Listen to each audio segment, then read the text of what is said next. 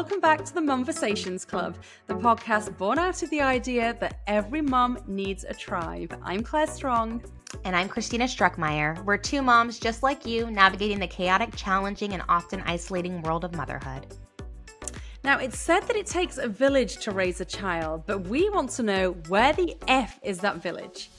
It's a question that resonates with so many of us who find ourselves raising children, managing careers, and trying to maintain our identities, often with a sense of isolation. Yeah, it can sure be a lonely journey, but we're here to remind you that you're not alone. The Momversations Club is your village, a place where you feel valued, appreciated, and understood. We believe that by sharing our experiences, successes, and struggles, we can create a virtual village for all you amazing mamas out there.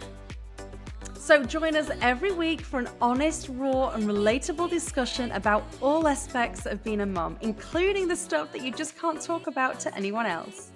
So if you've ever asked yourself, where the F is the village, then you found your tribe. So let's get into it. How are you today, Christina? Hey, lovely lady. I am doing good. I am just doing the motherhood thing. I don't know if I shared with you, but my husband had a little bit of a medical situation. Oh my God. Yes. Tell us. I do know about this, but share the story, because it was, it all kicked off, didn't it? It did. So basically my husband had a gastric sleeve back in 2018. He lost a lot of weight from it. It was medically necessary. And that's major surgery, Christina. Yeah. He lost like 200 pounds. It was before I met him. Oh my God. That's amazing. Yeah. It's crazy. You look at old pictures of him, it doesn't even look like him. But that's insane. With that whole situation, after you have that, you have a different style of eating because your body processes things differently. And he had some eating situations this weekend that weren't super great. And he contracted something called enteritis, which is like an infection in your small intestines. It's like a whole situation. And we were in an ER. God. It was like so awful. He was in so much pain. And he's okay. He's okay now. It's like something that resolves itself, but it's very painful. And I say all that because he's on pain meds right now to kind of manage that pain. And he can't drive. He can't lift the children. He's basically out of commission. And I'm over here like a single mom who works 2 jobs. Just like, that's the Reba song. Yeah, I know, but luckily for you and I, we have experience of this single mom stuff. So when we need to revert to it, we can do it pretty easily, can't we? I know. But what's funny is when you start relying on a team member like that, you feel the difference. You do, and it takes some adjusting. I know when my parents come and visit from the UK, they stay with us for like 6 weeks or something, and I really become reliant on their support. My dad will do the school run, my mom helps around the house. Like, I've got that support. I can just focus on like my stuff that I need to do.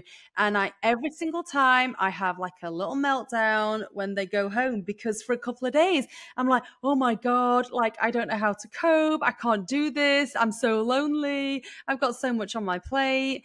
And it's just, so I hear you. I know that even though you and I have been a single parent and we've done it, and of course we can do it. It is a lot. And then when you become reliant on someone else's help in whatever way, shape or form that is, then it's like, it's an adjustment when you have to do everything yourself again. Totally. Well, this leads us to our topic for today, which is all about kind of like, who signed up for this? Like the overwhelm of motherhood and like visions versus expectations, and actual reality of motherhood, and like what happens versus what you thought might happen. So I remember when my eldest was born, she was like 2 days old or something. And I think you actually have a bit of a meltdown because you come off that high, well, not high of giving birth. That's probably the wrong phrase, but you have like a dip a couple of days after giving birth, and your hormones are all over the place.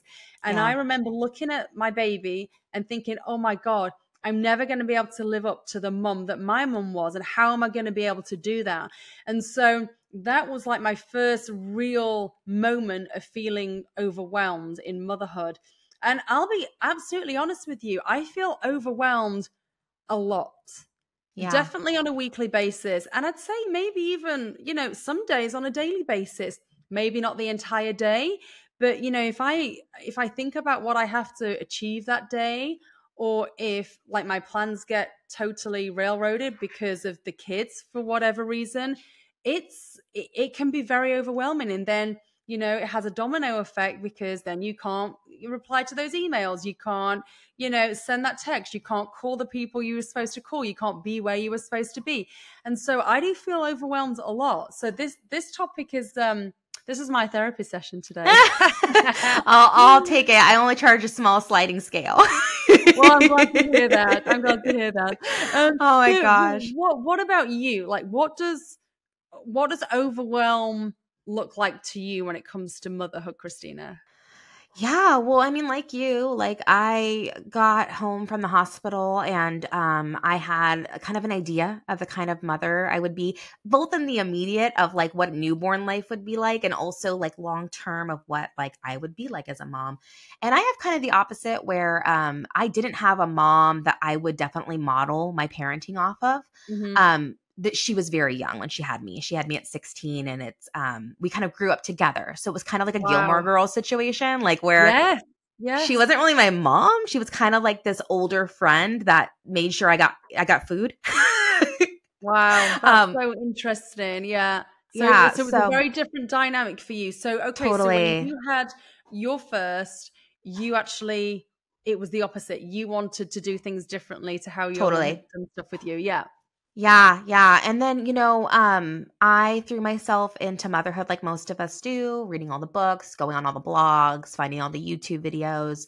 And I just got inundated with all of the things that you're doing wrong. Like there is so much information these days about motherhood and all the ways that you should be doing it. And it's all Mhm. conflicting. It's all conflicting. And so it's like, well, what's right? And there's always like judgment, even if no one says it Yes. to you, like you Yeah. feel it. You do. Yeah.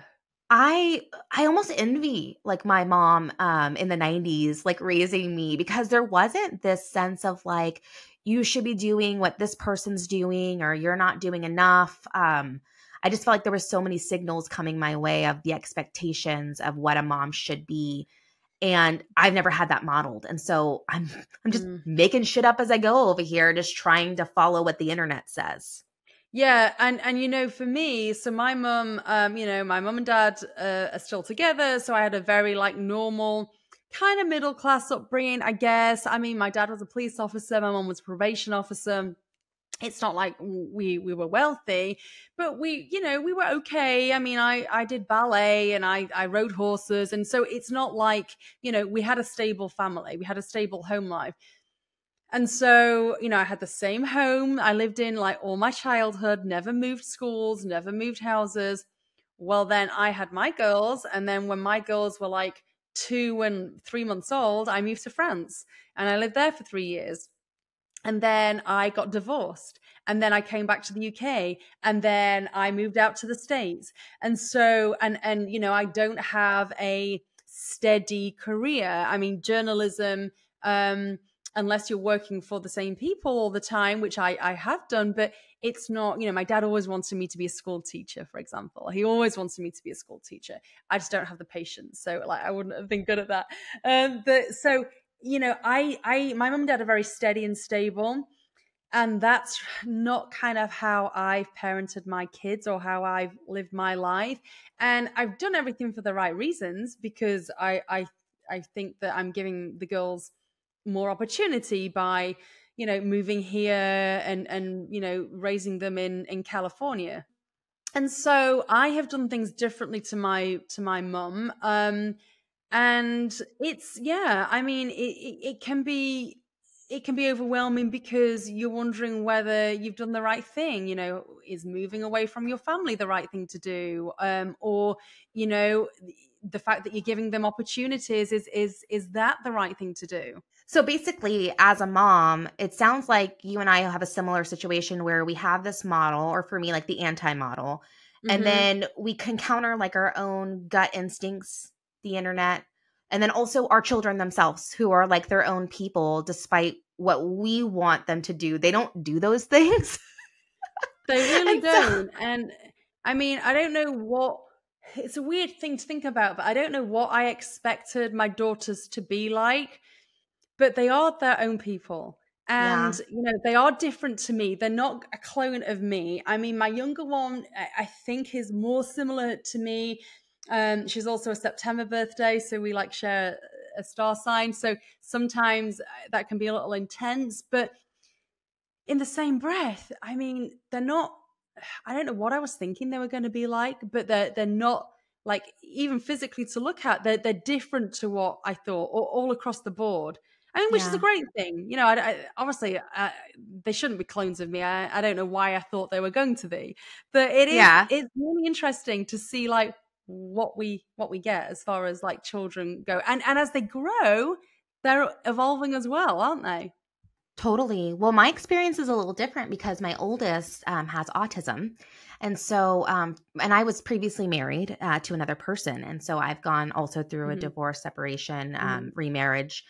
And Yeah. so the life that I had when she was born is so different than the life that I have now with my second. And for her, I remember feeling that sense of like, I want her to get married one day and have a dress like this. And I want her to maybe do cheerleading like I did or ballet. And I had these visions and these expectations of like what she would bring into my world. And I also, because I Yes. was kind of repairing my own childhood in this space, Hmm. was like, oh, I'm going to do all the things that I wish I would have done when I was little, all the things that I wish my mom had done for me. I'm going to make sure she feels so safe, so secure. Like I had all these visions of what I wanted. And then around 1.5, she started showing signs of her autism diagnosis. She started, she wasn't speaking. She had situations that were repetitive play. There was a lot of what's called stemming, which is like physical, like kind of things that they do to kind of soothe themselves. And at a little bit before her third birthday, she was diagnosed. And at that time, I had to kind of mourn and let go of what I thought the life was going to look like, because I realized very Yeah. quickly that she was going to have her own version of what her best is and what she wanted to do. She's going to have her own way of processing the world that's going to be different than mine. Yeah. And now she's so wonderful. She's grown so much. She speaks now. We have back and forths. It's been really great. Yay. But there's that sense of like, oh, I would love to put her in a dance class, but like, would she enjoy that? Would that be something where she could do a recital? Like those things I've had to manage. And then with the birth of my littlest one, she's 1 now. And for all intents and purposes, she looks to be neurotypical. And she's developing right with where they're supposed to be as far as her development goes, very different than her sister, very socially aware and engaging with me. And I'm like, oh my gosh, I can actually pick some of those dreams up and maybe bring some of them to life with the same expectation that you're talking about with your girls, where it's like, ultimately, I may want to go home in ballet and she might be like, I want to play in the dirt. Like they get to be their own people. But some of those dreams are going to be able to happen with her that maybe I had let go with the other one. So there's a definite theme here. It's expectations, and it's Yeah. our expectations of what our children should be like. Yeah. Yeah. And what, So oh, you So, go so ahead. I'm I just was just I'm going just to, interested, Christina, really interested because I have a similar situation with my two girls. My eldest has ADHD, so she is, she goes to regular school. She is able to do everything other kids can do. However, she does process stuff differently. yeah. Um, and that makes her feel like she's not smart, and that's not the case. She is, but that's just how things play out for her. And um but my expectations are, I've had to adjust my expectations. I say to her, just do your best, be your best you. So that's like more than good enough for me now. So it doesn't mean to say that she has to be like a straight A student and she's on this team and that team. That's not going to be her. But she's gonna, she's gonna be great in her own right. She's gonna find a thing. She's gonna find a tribe. And so I've had to adjust my expectations. Yeah. Well, and I when I hear you talking about it too, of like just be the best you can. I also think that as we're raising these girls or these kids for all of you listeners, We also have to kind of listen to what we're saying to our kids and apply it to ourselves. We can be so hard on ourselves as moms, and the overwhelm is real. And if you don't have a parent or someone in your life who's telling you these things, like start reflecting some of that stuff. So like be the best you can. Don't be the best mom on the street or like better than so-and-so over there. Like be the best mom that you can be for your children who were given to you for a reason.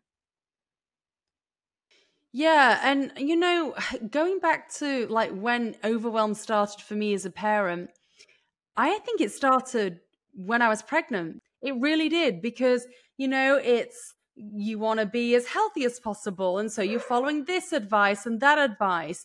And it actually didn't play out very well for me because I had this really healthy pregnancy. I'm talking about my first pregnancy right now. Everything was good with me, good with the baby. I ate really well. That's when I started Pilates, which I still do today. So I was extremely healthy, active, all of that. And because of that, I wanted to have a natural birth. And in fact, it wasn't even just that, Christina. Like in England, particularly, you're actively encouraged to have as natural of a birth as possible. And Mm. so I went into the hospital to have my daughter. And, I did the birthing pool, for example. I thought that sounded like a great idea. So everything was okay initially. And then I started to get really fatigued and tired. And so everything went wrong and I didn't have pain relief. And so they brought me out of the birthing pool because the baby's heart rate was dropping. And they really needed to have done an emergency C-section on me, but I had no pain relief. So they couldn't do that.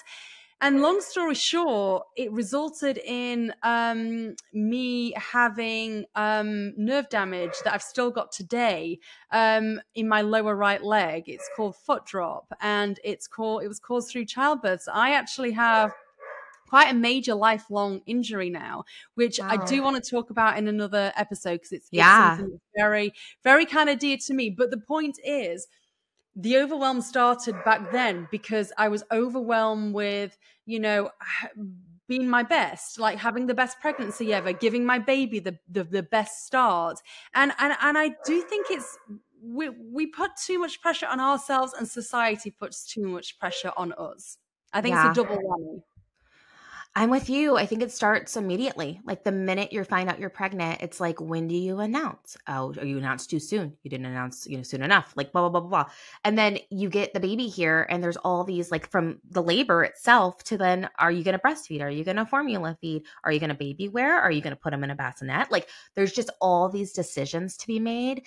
And there's all these strong opinions. And it can make you feel like you're just not doing enough, not being enough.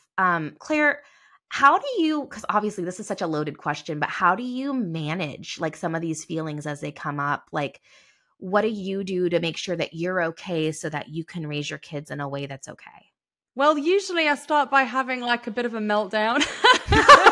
So I real. do. I just So like real. lose my shit. And then I genuinely do. I believe actually this is a coping technique. I thought it was me just like being like ridiculously emotional, but apparently like this is an actual thing. So maybe this is a good thing. So yeah, so I'll start by having a bit of a, a bit of a meltdown.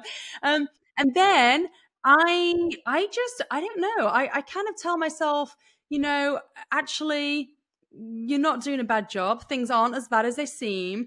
I do rely heavily on my friends. I have a couple of really good friends who I will call up and say, I'm such a shit mom. I had like a terrible morning. I've just yelled at them. I've done this, I've done that. They've gone to school in tears. I'm just terrible. And that for me really, really helps to hear another mom's opinion of like, and 99% of the time, in fact, 100% of the time, they will make me see myself in a kinder light. They'll say, Claire, it's okay. You had a reason, they'll be, it's fine. Just, don't be so hard on yourself. The kids will forgive you. It's fine. And that, so for me, friends are like a big part of me being able to cope with my sense of overwhelm. How about you? Yeah. Oh my God. You're such a real one for saying that you freak out, because I think that everybody listening is like, yup, like, I do that as well. You need a release sometimes, and then you don't show up as your best self when you are in that space. Actually, I was confiding to a friend. I have a playlist on my Spotify that's called Wanna Cry. And it's got a bunch of sad songs that make me cry, so that if I just need to go in my car and just like have a good cry real quick and come back, like I've got it set up. It's ready. Oh my God, I love it. Hey, another thing, you've just reminded me, I'm kind of getting into like inspirational quotes and Yeah. memes, and that I'll like screenshot and save to myself. And I have one. Oh my God, I've not got my phone with me, but it's something like, this is your winning season. I will not quit and I will not fail. Something like that. And I at the minute, I'm like obsessed with it. I read it to myself several times a day. So I yeah, love so I that. think even something as simple as like a cheesy, it may seem cheesy, but in that moment it's not. It's kind of what you need. It's like an inspirational quote, and I'll send them to my girlfriends as well. In fact, we send them between each other. Oh, I love that. It's like a little Yeah. sisterhood. Yeah, and then also, a good therapist. Good therapist. Me and my husband are real big into therapy. It's probably, like I said, we're very emotional people. He's got his own Mhm. therapist he sees every other week. I have my own therapist I see every week. And we don't talk about specifically what we talk about in those sessions, but our demeanor shift after those appointments, and we feel a little bit more aligned with our real selves. And then I think when it comes to the overwhelm, because you have an emotionally capable person on the other side of that partnership, you can talk to them. And I have that wasn't something that was present in my first marriage. There wasn't a lot of talking about our emotions. We were good friends, but there wasn't a lot of like emotional processing together. And with this relationship, with this marriage, it's so different because we are each other's people. Like we lean on each other so hard, and we always kind of have the right things to say to each other in those moments. So I have friends, and I have a good friend that I talk to every day that we talk about stuff. But my husband, man, like he's a real one. Like that's where I probably bring the most stuff to. Yeah, I love that. And we mentioned therapy. It's something I need to do more often. But it's essential, and it's you really do. It's not necessarily, it's not a quick fix, but what it does do, it gives you the tools. It gives you the tools to apply to your situation. That's what I always take away from therapy. Yeah. I don't know what you think, but that's my. I feel like I've learned something every time I leave. Yeah, absolutely. A good therapist can make all the difference. And, I've seen a lot of different ones. And sometimes you have to it's kind of like dating, like we talked about with friendships and stuff. Oh, totally. You have It to find the is. right fit and the person that Yeah, vibes with you. yeah, sure. And one thing I will say is definitely don't be put off. You're not probably going to find like the best fit to start out. Don't give up though. There will be someone out there that you actually feel able to talk to that kind of gets you and you don't feel you're being judged. So don't give up on that. Um, Yeah. and yeah, I mean, you mentioned your husband. My husband's good too. I mean, he is, one of my biggest fans. But and sometimes we don't always cope well with overwhelm. I mean, I have friends that, they drink a lot. That's their way of coping. And so there are like negative coping mechanisms too.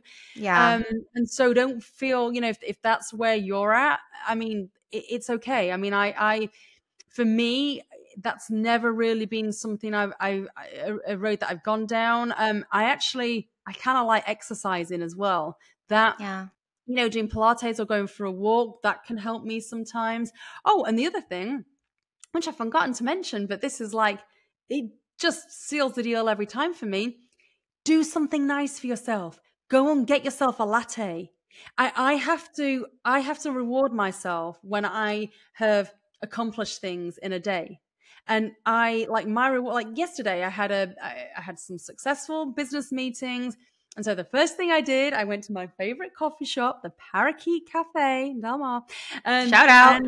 yeah, shout out, and got my favorite latte from there, and I was just felt really, really good about myself. So another thing, be nice to yourself, be kind to yourself, like yourself.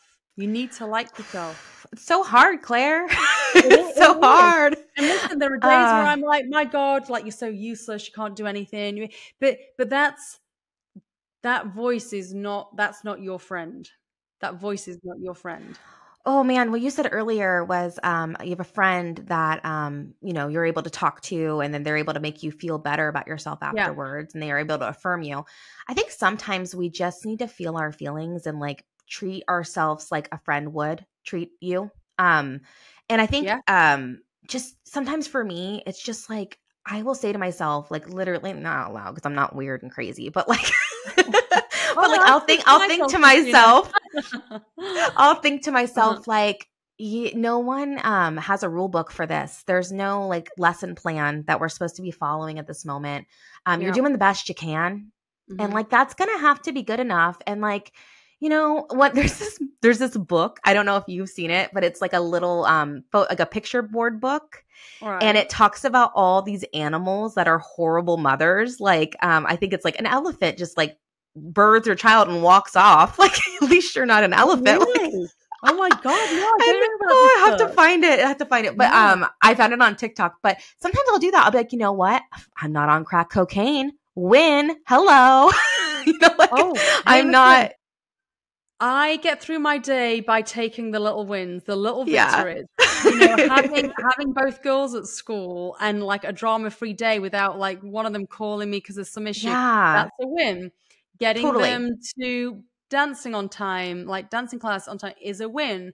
Having them, you know, make sure that they've done the homework and stuff without too much drama is a win. And so, again, it just goes back to recognize those wins, recognize them, because otherwise, you know, you're sometimes drowning under an avalanche of shit, basically. And you need to, you are, and it feels overwhelming. The other thing I like to do, now it's funny me saying all of this because there's one thing saying something, there's another thing taking your own advice, which I'm not always good at. But girl, I hear that. listen, I do find this is like a really useful tip.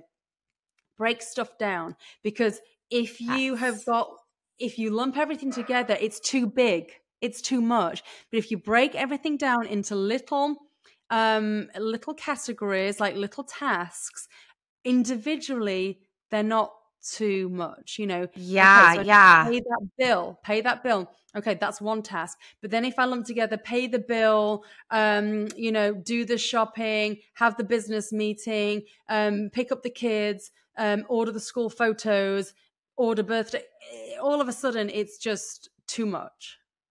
Yeah, I agree. I had a problem with that when a couple years ago when I was trying to manage my own business and like do that stuff on my own. It felt like this pressure of being like a work from home mom was leading me to want to be all the way a stay at home mom and all the way a working mom. And I had all these tasks for work and all these tasks for home. And I was constantly like, you're not doing enough, and you're overwhelmed by your to-do list.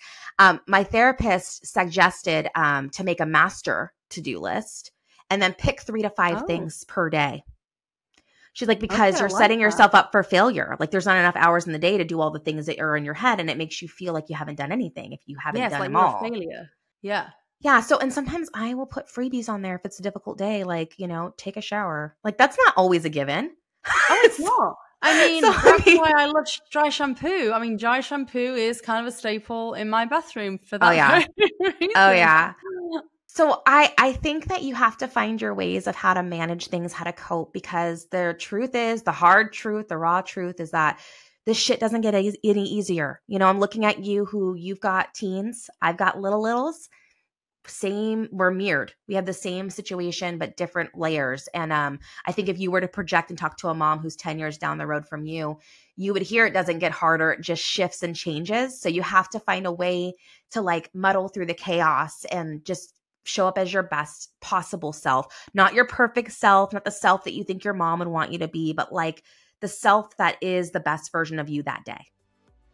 Yeah, and so I guess that wraps up this episode, Christina, but this has been like a therapy session to me. I've really enjoyed this one. Me too. And if you've enjoyed today's show, you know, please don't forget to subscribe, leave a review, and also leave suggestions like we talked about. Share your experiences as a mother. Your support means so much to us, and it helps us build a stronger village.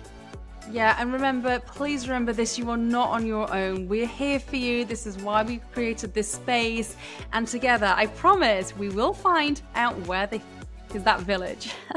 See you next time.